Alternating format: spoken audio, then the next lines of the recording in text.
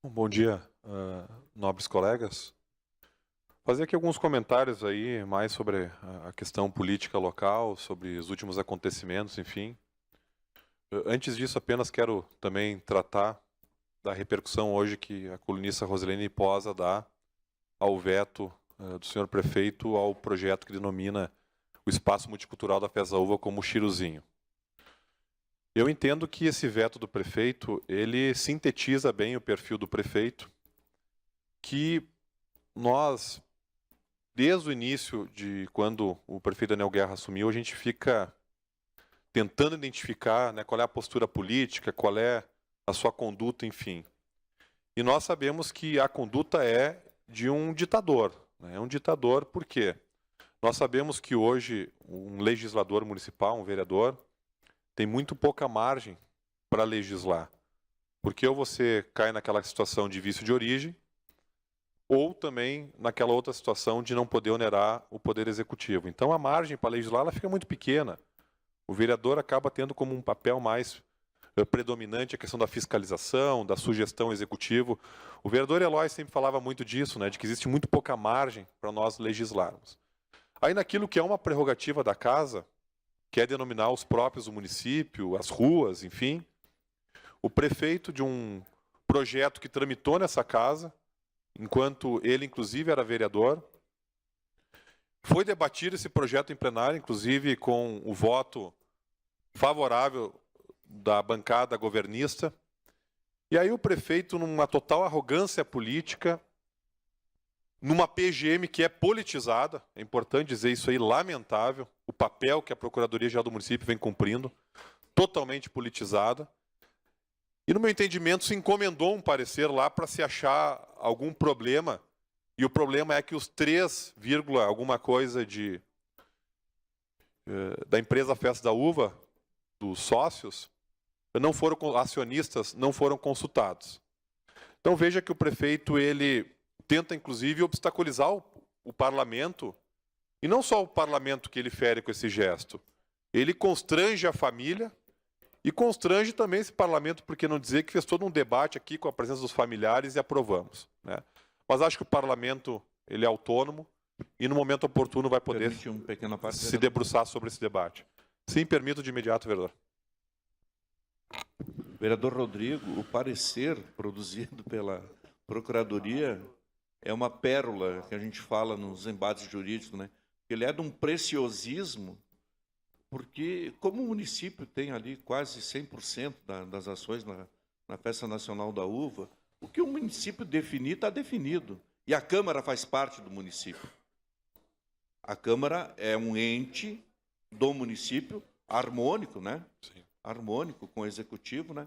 Mas nesse caso aqui parece que o Executivo não quer ser harmônico, né? Porque era simplesmente o prefeito determinar ali a sanção do projeto, estava resolvido o problema, comunique-se a Festa da Uva e acabou, né? Comunique-se a Festa da Uva e o Conselho Administrativo da Festa, Conselho Administrativo da Festa da Uva, e está definido, o município tem ampla maioria da propriedade dessa empresa. Então, de fato, Vossa Senhoria tem razão, é uma picuinha que chega a nos ofender, porque, na realidade, não ofende só a Câmara, né? Ofende, inclusive, a pessoa que foi homenageada e os seus familiares. Constranger, né? Chega a constranger. Eu, se fosse, por exemplo, um parente do Chiruzinho, mandava uma carta para o prefeito agradecendo a homenagem, né?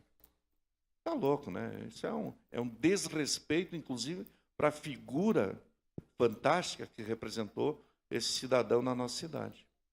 Mas a Câmara, eu acho que soberanamente vai dar a resposta correta. Ok, obrigado, vereador Frisso. Outra questão que eu queria salientar, daqui a pouco nós vamos ter aqui a presença, ou assim esperamos, do chefe de gabinete, o senhor Júlio. Foi feita uma convocação por plenário, e o senhor Júlio, como político que é, né, político no sentido pejorativo do termo, né, lá da República de Canoas, ele fez uma malandragem, né? Ele enviou um comunicado para a Câmara de que estaria aqui 11h40. Por quê? Porque nas sessões da quarta-feira, que não tem ordem do dia, não se pode usar o dispositivo do artigo 104 para pedir a prorrogação até o final da hora do dia. Então, logo, se a sessão começa às 8h30, tem 3 horas de duração, vai até às 11h30. Então, 11h40, ele marcou que estaria aqui num plenário, talvez, para as moscas. Só que ele não contava com a manobra do seu próprio prefeito, que, ao permitiu fazer essa manobra, né, da retirada do vereador Fiuza, a não assunção do vereador suplente Biriçai e a assunção do vereador Renato Nunes, foi gasto um tempo. Então, a boa notícia é que teremos aqui o chefe de gabinete com a oportunidade de todos os vereadores fazerem questionamentos cara a cara, né? Porque quando se faz aquelas entrevistas no jornal, falando mal da Câmara, atacando governos, ofendendo a honra das pessoas, fica mais fácil.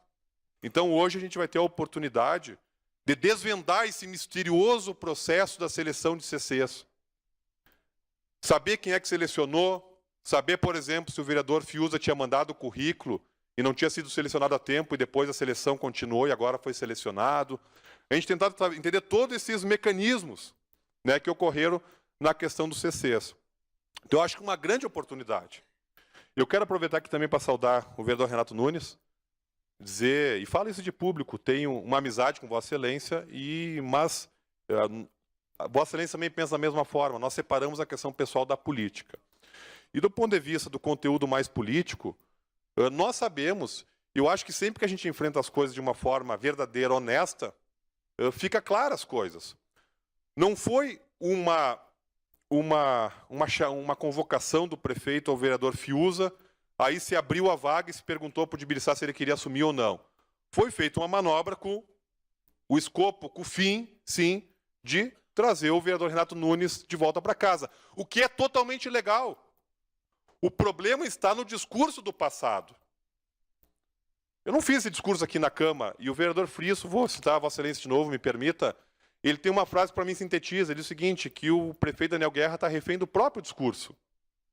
Então, a régua que ele fez, que é uma régua moralista desse tamanho, serve para os outros, mas não serve para o seu governo. Porque eu tenho dito, o prefeito Daniel Guerra é o maior político que já sentou na cadeira de um prefeito, no sentido pejorativo. Foi mostrado aqui o valor de fundo partidário. Então, quer dizer, sim, teve um auxílio grande da política partidária, do PRB, para pagar sua campanha.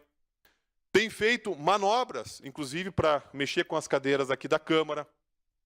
Tem feito uma atitude ditatorial, para não dizer fascista, dentro do seu governo, que quer dizer de público que as minhas indicações não têm chego nas secretarias. Você liga na secretaria e está estancado lá no chefe de gabinete, que tem que controlar tudo de ponta a ponta. Da cabeça do prefeito até todos os membros do governo tem uma ordem clara de ignorar a Câmara. E, aliás, não é só ignorar. É tentar obstaculizar. A vereadora fala não atender, criar um conflito no momento que precisava se unir. E aí o prefeito, e quero pedir licença para usar um termo chulo, na maior cara de pau, ele dá uma entrevista agora, na sexta-feira, de Bom Samaritano, dizendo que precisamos unir as forças, enfim, repetindo um discurso que todos nós fazemos aqui, mas que ele não faz e não pratica. Então, tem uma pessoa nessa cidade, que é o prefeito, que tem a caneta, que vai por baixo desmontando todos os serviços, né, e criando uma crise institucional nunca antes vista. Não consegue conversar com o prefeito, não consegue conversar com o parlamento. E quando o parlamento tenta fazer gestos de diálogo, de ponte, acontece como essa artimanha do chefe de gabinete, que daqui a pouco estará nessa tribuna, dizendo que virá 11h40. E como eu disse anteriormente, não contava ele que a própria manobra do governo vai esticar a sessão e, portanto, teremos o prazer de cancelarmos os nossos almoços, mas com muito prazer aqui ficar ouvindo o chefe de gabinete e também o questionando.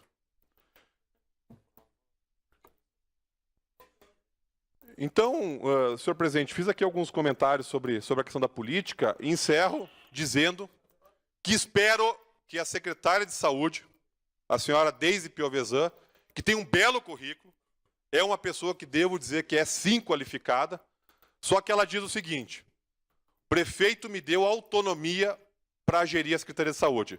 Então nós estamos esperando que ela reverta o processo de terceirização da UPA.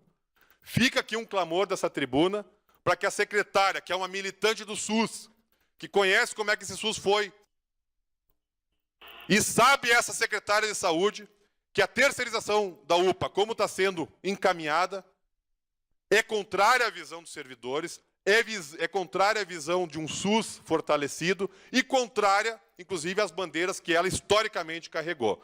Então, espero fortemente que a secretária de saúde possa reverter esse processo e, de fato, ter autonomia na Secretaria de Saúde, porque, até agora, a secretaria comandada pelo prefeito foi um caos total.